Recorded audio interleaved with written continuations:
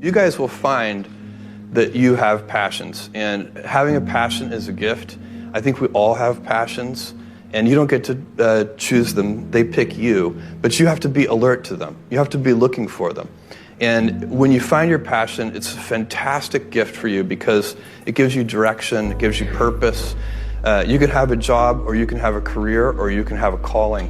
And the best thing is to have a calling. And if you find your passion, you'll have that, and all your work won't feel like work to you. Many kids and many grown-ups do figure out over time what their passions are. And sometimes we let I don't think it's that hard. I think what happens though sometimes is that we let our intellectual selves overrule those passions. And so that's what needs to be guarded against. My job, one of my jobs as the leader of Amazon, is to encourage people to be bold. And people love to focus on things that aren't yet working. And that's good, it's human nature. That kind of divine discontent can be very helpful. But it's incredibly hard to get people to take bold bets. And you need to encourage that. And if you're gonna take bold bets, they're gonna be experiments. And if they're experiments, you don't know ahead of time whether they're gonna work. Experiments are by their very nature prone to failure. But a few big successes compensate for dozens and dozens of things that didn't work. So, bold bets, AWS, Kindle, Amazon Prime, our third-party seller business, all of those things are examples of bold bets that did work, and they pay for a lot of experiments. I've made billions of dollars of failures at Amazon.com, literally billions of dollars of failures. And, you might remember Pets.com or Cosmo, or, give myself a root canal with no anesthesia very easily. None of those things are fun, but they don't matter. What really matters is companies that don't continue to experiment, companies that don't embrace failure, they eventually get in a desperate position where the only thing they can do is make a kind of Hail Mary bet at the very end of their corporate existence. Whereas companies that are, making bets all along, even, big bets, but not bet the company bets. I don't believe in bet the company bets.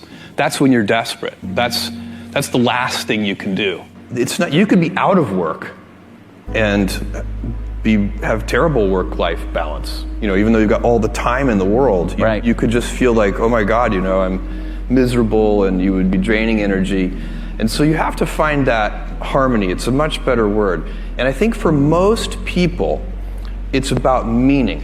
People want to know that they're doing something interesting and useful. And for us, because of the challenges that we have chosen for ourselves, we get to work in the future, and it's super fun to work in the future for the right kind of person. You need to be nimble and robust. So you need to be able to take a punch, and you also need to be quick and innovative and doing new things at a high speed. That's the best defense against the future.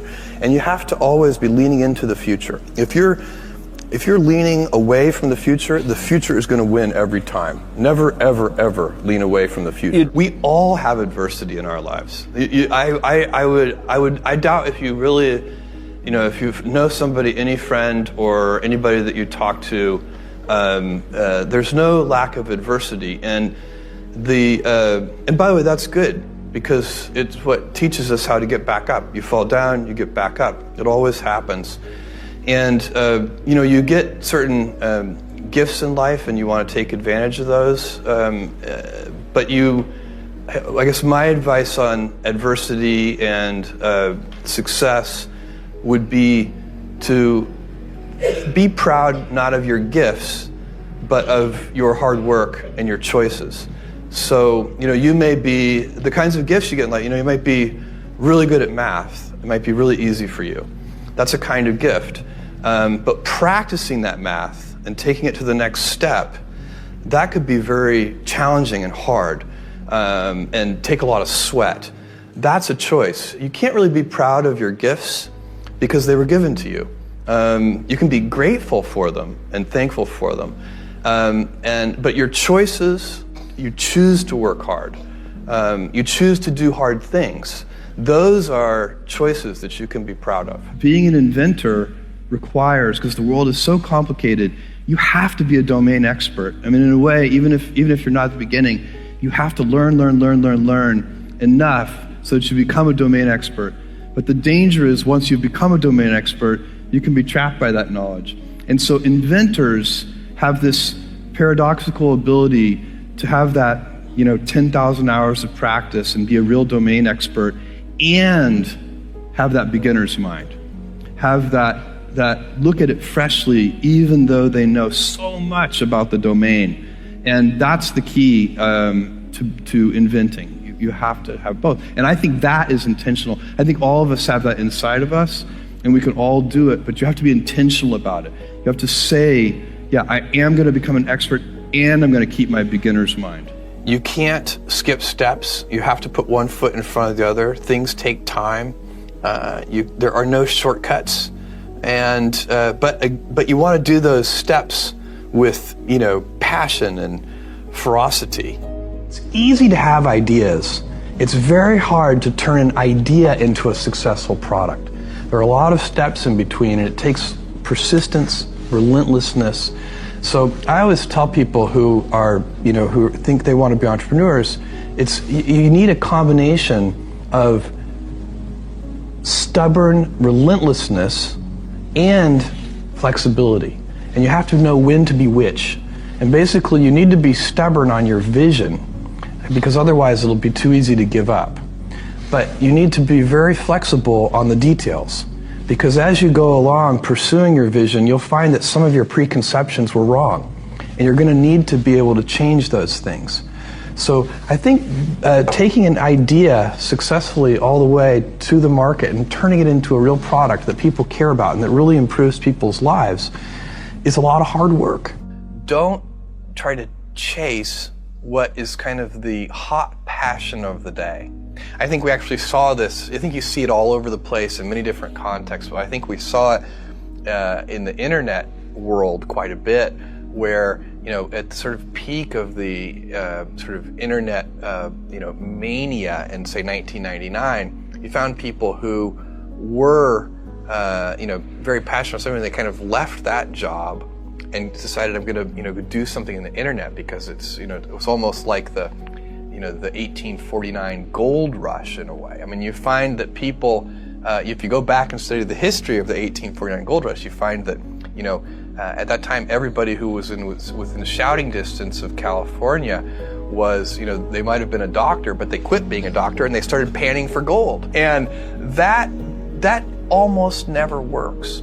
And even if it does work, according to some metric, financial success or whatever it might be, I suspect it leaves you ultimately unsatisfied. So you really need to be very clear with yourself. And I think one of the best ways to do that is this notion of projecting yourself forward to age 80, looking back on your life and trying to make sure you've minimized the number of regrets you have. That works for career decisions. It works for family decisions. Do you want? I have a 14-month-old son, and it's very easy for me to, if I think about myself when I'm 80, I know I want to watch that little guy grow up. And so I don't want to be 80 and think, shoot, I missed that whole thing, and I don't have the kind of relationship with my son that I wished I had, and so on and so on. So if you think about that, so I guess another thing that I would recommend to people is that they always take a long-term point of view. And I think this is something about which there's a lot of controversy. There's a lot of people, and I'm just not one of them, believe that you should live for the now. I think what you do is you think about the great expanse of time ahead of you and try to make sure that you're planning for that in a way that's going to leave you ultimately satisfied. So this is the way it works for me. And I mean, everybody needs to find that for themselves. So I think there are a lot of paths to satisfaction, and you need to find one that works for you.